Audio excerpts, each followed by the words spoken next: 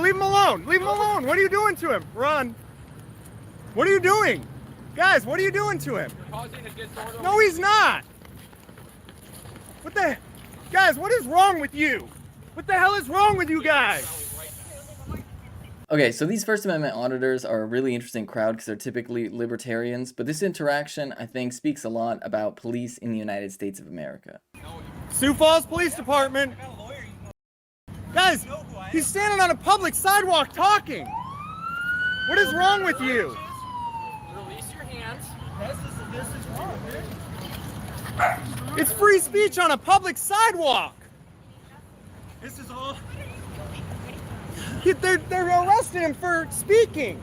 freedom of speech. So you arrested him for saying the police? Is that... We're arresting him Freedom for of speech. trying to resist when we were trying to do an investigation. ain't You got can't, no you right. don't have to Say grab nothing him about to investigate.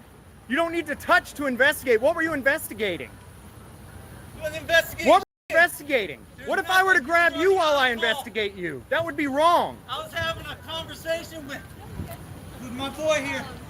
So, obviously this person was using vulgar language towards police departments, but we recognize that that is their First Amendment right, and while it is inadvisable because of exactly what happened, we also recognize that the fact that it is inadvisable is actually a testament to the fact that police officers really don't care about the law. They don't really care about what supposed freedoms we're theoretically supposed to have in the United States of America, because ultimately, in the mind of a police officer, more so than anything else, they are to be the ones that completely define any situation. And they are to be the ones that are really like the people that determine what does and doesn't happen. And that's why you see in this clip, this police officer says, "Oh, I'm arresting you for interfering with an investigation." Investigating what? What exact crime was this police officer investigating? You see, this is where a police officer just completely invents their own reality, where theoretically they're investigating something. Couldn't be any like crime because not really anything criminal happened there. They just use the word investigate as a pretense in order to try and justify arresting this person. They came to the conclusion that they were going to arrest this person and then walked backwards from there to figure out how they could justify arresting them, because they felt disrespected by this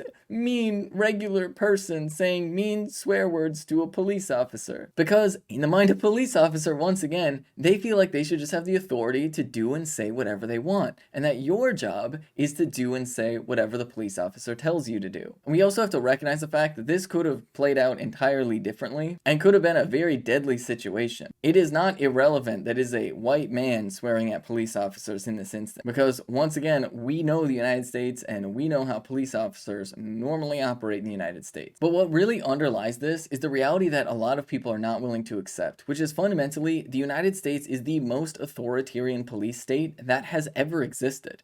I mean, literally, just by the numbers. The police department of Chicago, the city of Chicago alone, is actually higher than the entire military budget of North Korea. Per capita, the United States has more police officers than any other country. Numerically, the United States has more police officers than any other country. We also just have numerically more prisoners than any other country, despite the fact that we are actually not the largest country. The United States has spent so much money into militarizing the police that effectively cities across the United States have an occupying force. And an occupying force, mind you, that is not only stuffed with white supremacists, but also has an internal culture that views regular people as being this some sort of other, where they think that they're not actually part of the communities that they're policing, because in reality, they really aren't. In most cities across the country, police officers don't even live in the areas that they're supposed to be policing, which really just begs the question of why do we even have police? Like, yeah, we are going to have people in society that are responsible for like helping keep people safe,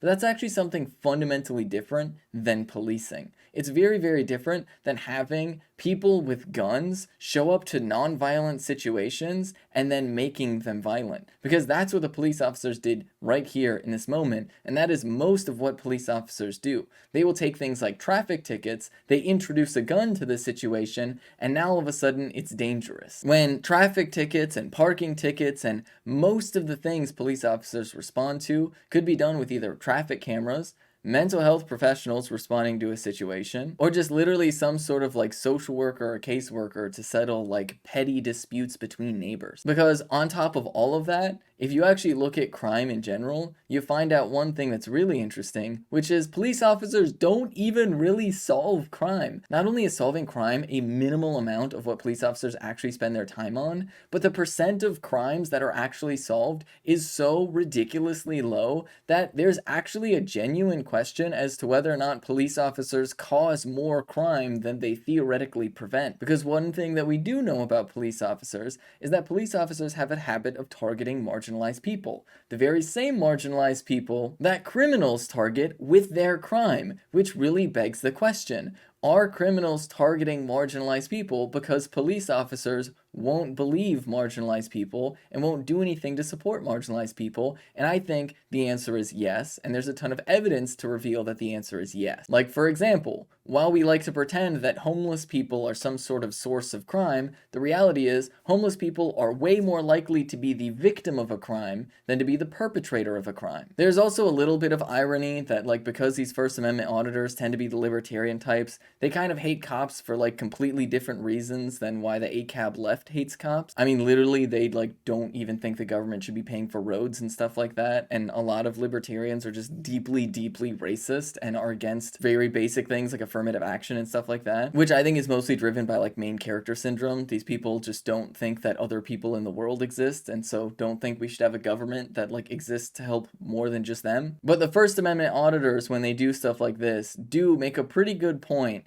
that police officers, more so than anything else, feel like their job is to completely define reality, regardless as to whether or not that is the actual reality that exists.